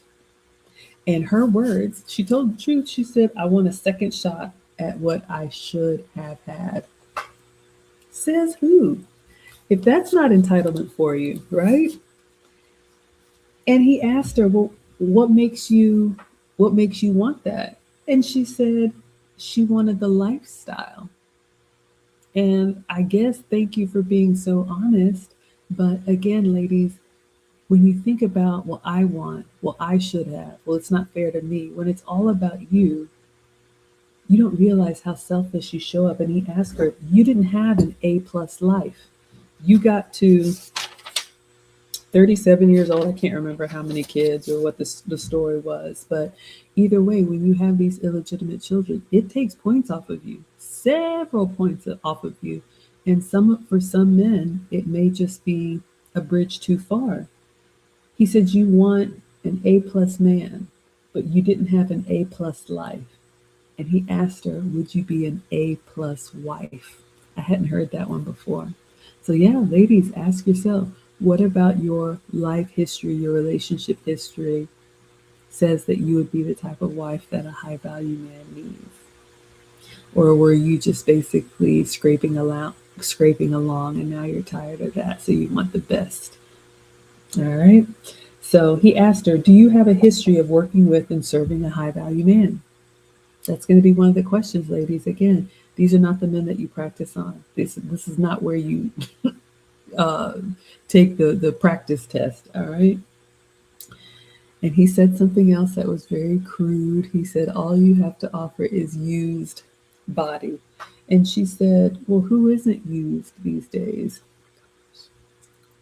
But he asked her, he said, "Are you a worthy reward?"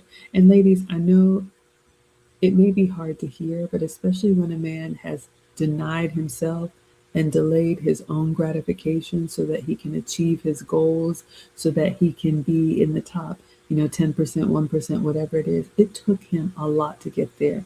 Men don't believe in manifesting.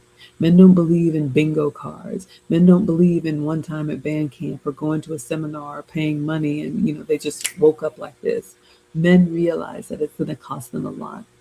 So they do that so that they can earn the type of life that they want.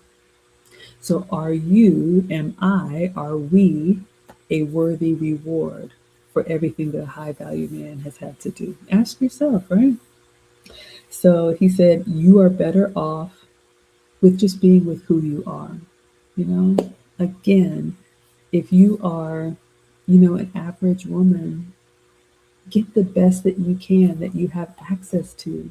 Stop trying to cherry pick out of your league. And I'm not trying to hurt anybody's feelings, but what will happen is you will waste time looking for the pot of gold at the end of the rainbow that doesn't exist. And then you'll just get to this age and you'll have nothing to show for it. Because Kevin told her, he was like, "Your competition is 25 and with no children." All right. So he told her, "You're just continuing to try and negotiate a bad deal." So ask yourself, ladies, what you're offering to the man that you want. Is it good for him? We know it's good for you, right? Because we wouldn't be asking for it if we didn't want it. But is it good for him? All right. Hello, Neo Moses. Thank you so much for being here. Peace and blessings to you. All right. So he said, "You're going to suffer keeping this up. You're going to overlook the men that are at your level, and there's nothing wrong with a good man. A good man can change your life." All right. The next woman that called in, I think this was the last one, Brittany. Oh my goodness.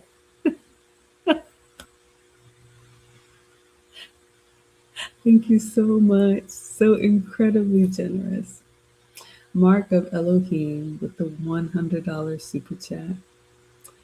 says, for your continued efforts and engagement in these controversial and uncomfortable conversations, ma'am. I pray that teachable women are learning and changing. Thank you. Thank you for the support, but thank you for the kind words. Sometimes I feel like I'm just repeating myself. Is it helping? But I always have to remember that someone's hearing this for the first time.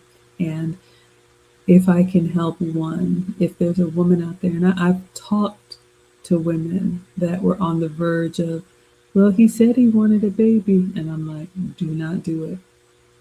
If he really wants you, he will marry you. Do not do that. You will have to carry that burden. All right. Thank you for the super chat. Let's continue. So, Brittany, our one and only single mother, because she was a divorcee, excuse me, she had a 2-year old. She was married 4 years. And what was going on in this conversation? She was a soft spoken woman, but she was very reserved, and she was waiting for someone to come pluck her off of the shelf. And what Kevin said is, you all know his analogies. He said, you're the milk. If you want someone to take you before you expire, you need to be at the front of the store. The analogies are something. But he was talking about, and I know this is a touchy subject, but he called it the prosperity preaching, but also, ladies, this manifesting, this going to these conferences, taking courses from women who have not achieved what they're telling you to do. All of this investment and distraction and wishing upon a star, he said it has made women passive. And the problem is that our competition is not passive. In other communities, women are taught to look for the men that are upwardly mobile. But here's the difference, ladies. In other communities, they are taught to seek them out while they are still building and growing. And if it helps, one of the things that I tell the students is that don't just listen to what a man says. Watch what he does. And are his actions lining up with where he says he wants to go? When I reconnected with Mr. President, he told me he was on an executive track. He wanted to be one of the Black VPs in Atlanta. He had like a mentor. He was doing all this executive training, and he was working towards his goal with or without me. So we have to be able to read the tea leaves and say, okay, this man is going somewhere. Do I want to be there when he arrives? Other women are taught to hitch their wagon early and hold on, and then they get the benefit at the end.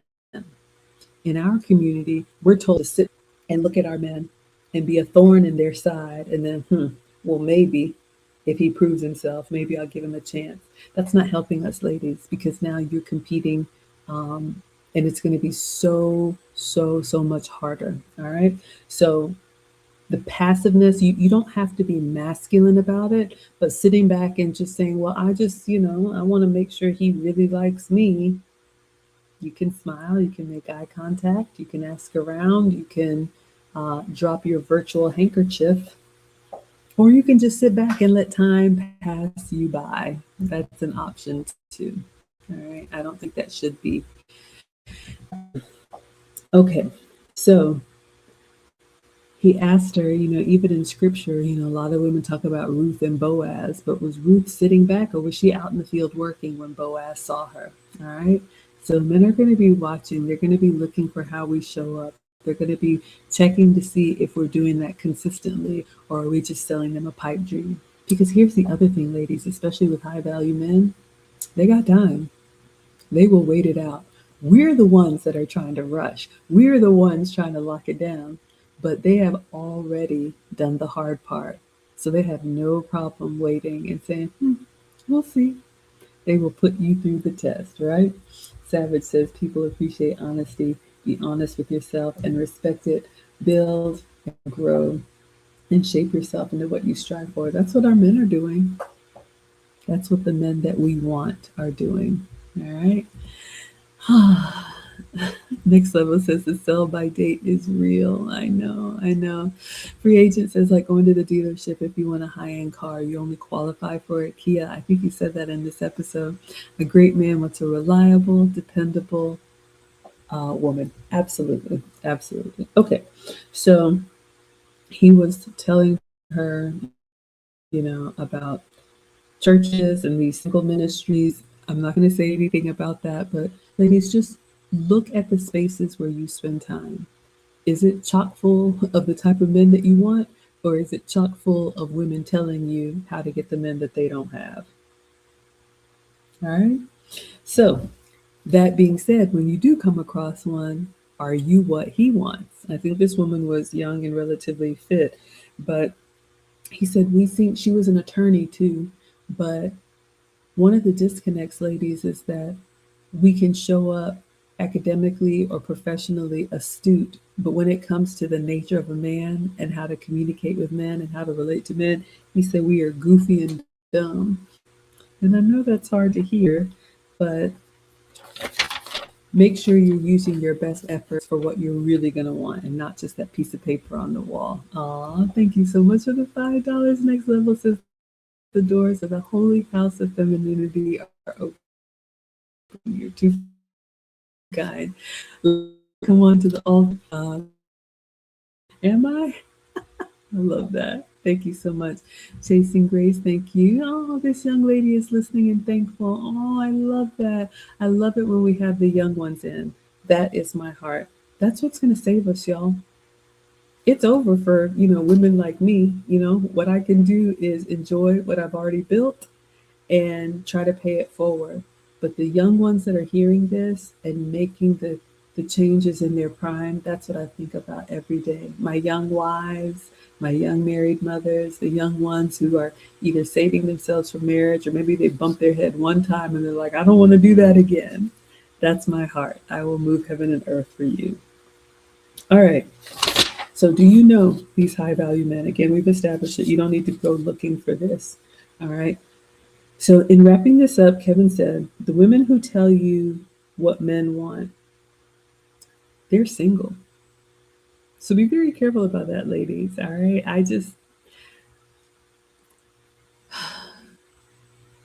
Unless she is telling you from her own experience, this is an opportunity that I messed up, I would just consider the source and be very leery about someone who's telling you to get something that they haven't done. High Vibe says, no, it's not over for women of a certain age. Okay, I guess I could say, yes, you could be whatever you want to be. I could say that, but I don't know if that would be helpful. I'll use myself. It's over for me, right? It's over for me. I'm 50. And Chasing Grace says, I'm aware of that too. I watch closely to see if they bear any fruit. Okay, wonderful, sweetheart. Yes. If nothing else, you all can take that away. Look at who you're taking advice from. All right. Be very careful about that. So, this part of the call, he was trying to get an answer out of her as to why the marriage ended. And she was, kind of hemming and hawing around about it, beating around the bush. Here's the thing, ladies. Men, especially high value men, if they ask you a direct question, they expect a direct answer. And I have seen women mess up relationships because they couldn't just say, you know what, you're right, I was wrong. Or just, if the baby's ugly, say the baby's ugly. Stop trying to pretty it up. Stop trying to tell the version of history that makes you look better. Stop trying to say, well, I'm not like that, he brings it out of me. Stop doing all of that, because high value men, they they see that as a character flaw. It's not like a little white lie or something like that. It's like, okay. So when I ask her a question, we're going to have to go 12 rounds every time. She's not just going to shoot me straight. Okay, next. And that's what happens. He said women aren't forthcoming. And that's sad. And I've seen that too. There's something about us. It's like we don't want to admit that we were wrong. We don't want to admit that we messed up. So we have all this colorful language and all these excuses when the truth just is, you know what? I got ahead of myself. I shouldn't have done that. All right. So he told her, you need to be more assertive. It's blood sport out there. So, ladies, what I would say, and, again, I don't have a lot of dating experience, but If you're older, you have a network of people who know you, who hopefully have known you for years and who could say kind things about you, hopefully. Leverage your network. Obviously, the young people are going to be out and about and you will be seen. Men are always watching, especially high value men. Well, all men are always watching, but men are looking for something specific when they're looking for a wife. Yes, that first attraction is there, but that's going to bring you to the front of the line to take the test. So I hope you can pass the test. All right. So he said, Becky, it's not passive. Like I said, other cultures are learning to read the tea leaves, see the signs, and make themselves useful pretty quickly. Being passive and being entitled is not a good combination for us. All right.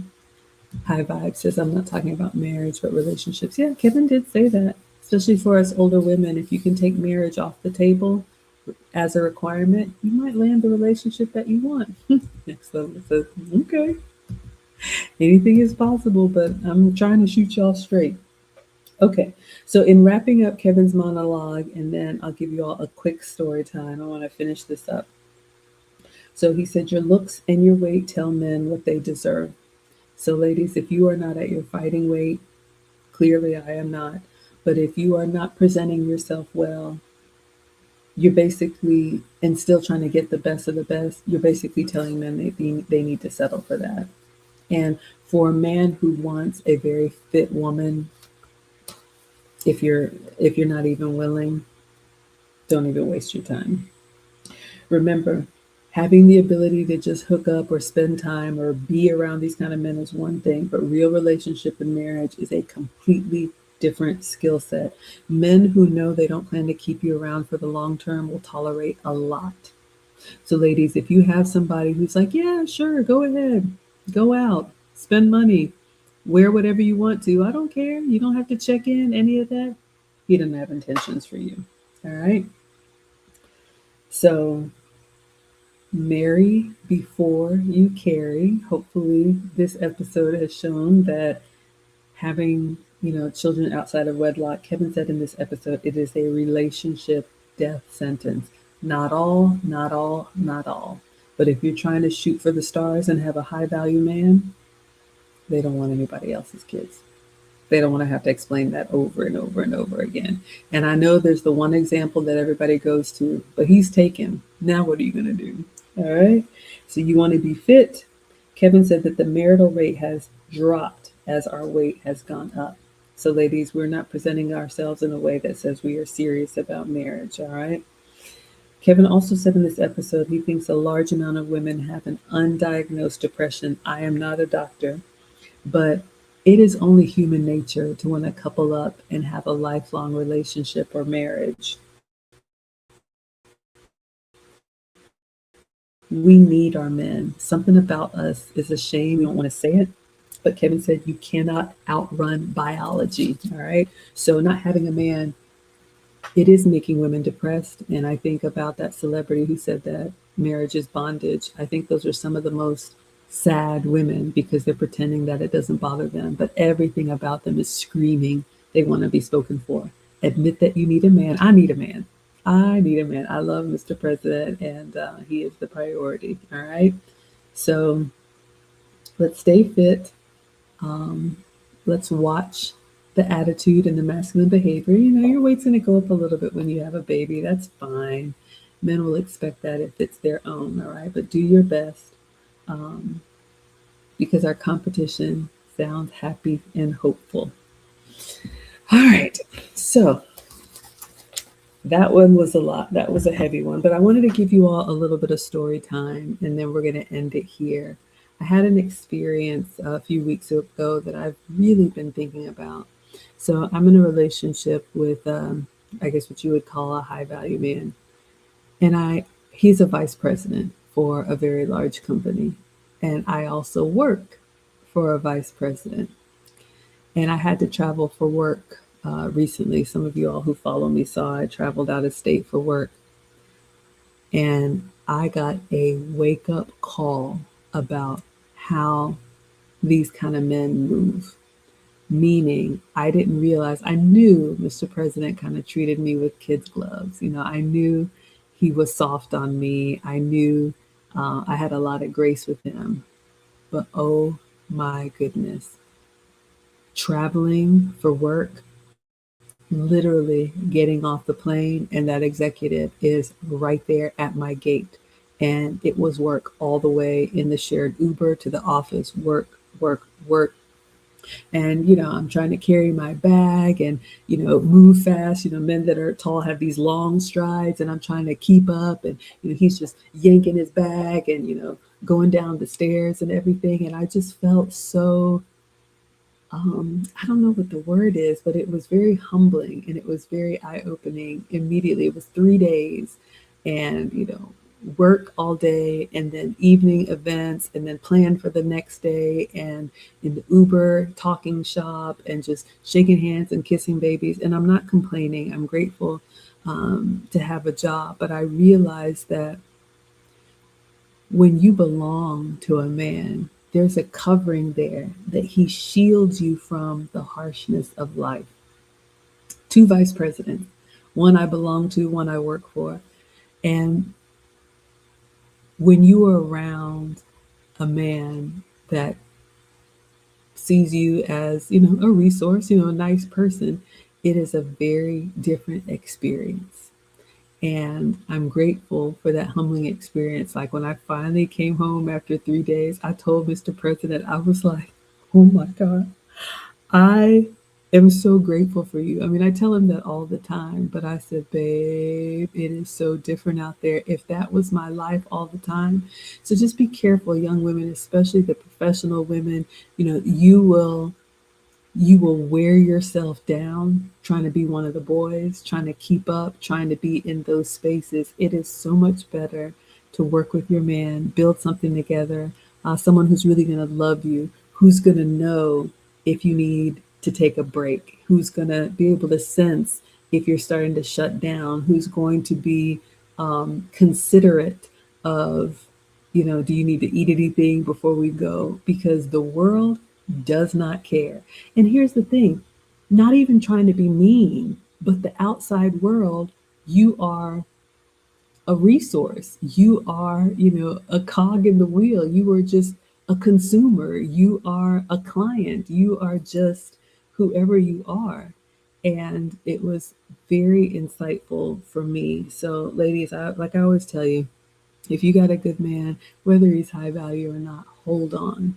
You don't want to be out here just trying to figure it out. And, for my young professional women, take that example and realize that, and understand that only the men who love you are going to care for you.